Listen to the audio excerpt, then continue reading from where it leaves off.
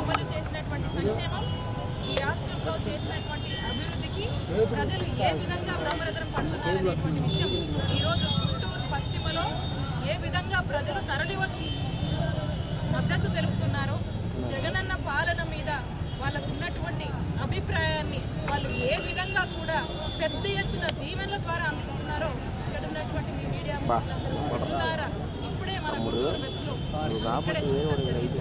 చాలా సంతోషంగా ఉంది. మాకు బలమైన నమ్మకం ఉంది. మా నాయకుడు జగన్మోహన్ రెడ్డి గారు ఈ రాష్ట్రంలో ఒక ముఖ్యమంత్రిగా జగనన్న ప్రభుత్వంలో అమలు చేసినటువంటి సంక్షేమం, చేసినటువంటి అభివృద్ధి ప్రజల గుండెల్లో చెరగని ముద్ర వేసుకున్నాయి.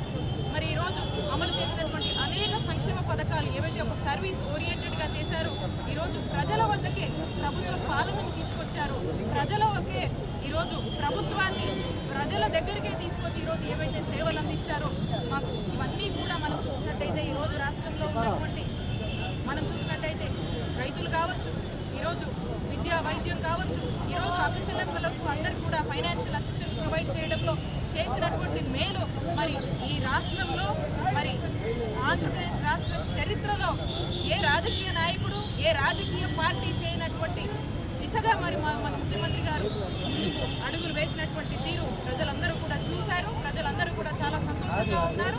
కాబట్టి ముఖ్యమంత్రి గారు చేసినటువంటి మేలు రుణం తీర్చుకునేందుకు ప్రజలు సిద్ధంగా ఉన్నారు అని తెలియజేసుకుంటా ఉన్నారు.